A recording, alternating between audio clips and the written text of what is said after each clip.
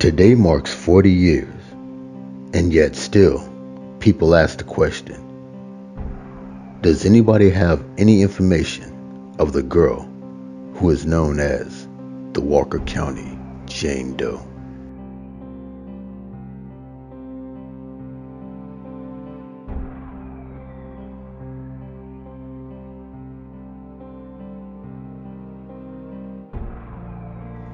November 1st, 1980, Huntsville, Texas, 9:20 a.m.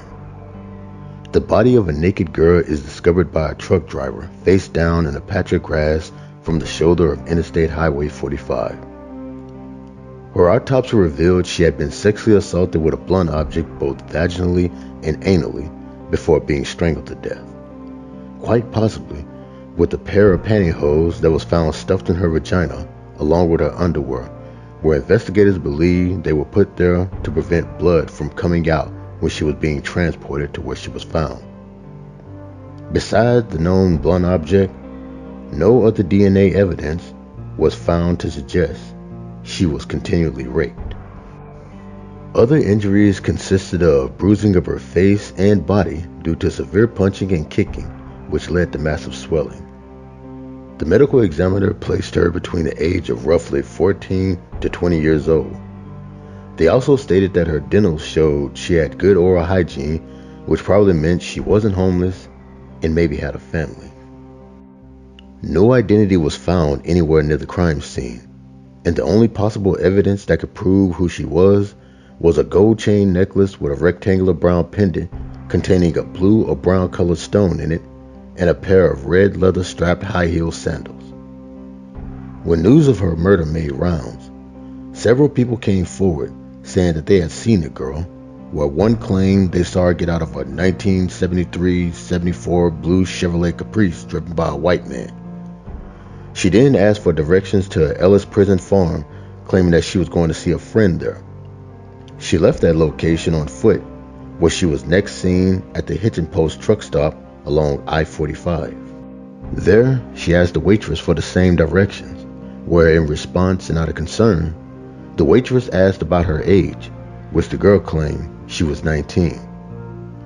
All witnesses said at the time the girl was wearing blue jeans, a white blouse with a yellow pullover sweater. After she got directions, the girl was last seen get into a car with 3 males on a road heading towards the Ellis prison units. It was the last time the girl was ever seen alive. Investigators went to the Ellis prison unit and asked all employees and inmates if they had recognized the girl, to which none of them did. This is probably mainly due to the fact that the pictures that were being shown at the time were post-mortem images, like this one that I'm showing right here, which is the only one that I'll show in this video, because quite frankly, the rest of them I find quite disturbing. But to anyone who wants to search for these photos, they're only a Google search away. And besides the internet, there are many YouTube videos that show these images while talking about this case as well. One of them being Lamont at Large, who actually visited the grave. The link is in the description box below. But continuing on. After exhausting their every lead, the case went very cold, and on January 16, 1981, the girl, now dubbed the Walker County Jane Doe, was buried in Oakwood Cemetery in Huntsville, Texas, under the tombstone that reads, "Unknown white female, died November 1st, 1980. But in 1999, she was exhumed for further investigation. Not only that, her post-mortem pictures were replaced by facial reconstruction sketches, the ones that I've been showing throughout the entire video, where in December of 2015, the closest they ever got was a photo of a girl named Kathleen, a possible runaway from Corpus Christi, Texas. The photo came from a brother and sister that claimed that they knew the girl and stated that she was looking to visit a friend in prison, and even went so far as to ask their parents for a ride there. This brother and sister went on to state that they believed deep down in their heart that Kathleen is the Walker County Jane Doe.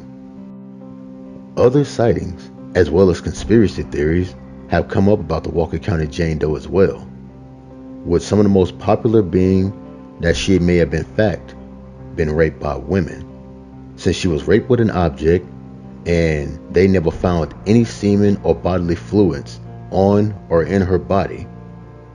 Or she may have been part of a serial killing spree of either Henry Lee Lucas, the man who murdered the former unidentified female known as Orange Socks, or Stephen Morin, who I talked about in an earlier video, the story about the Arroyo Grande Jane Doe. Yet, in the end, it's November 1st, 2020, 40 years after her death, and no one has still come forward or been apprehended. And Walker County Jane Doe still remains unidentified, and her case remains unsolved.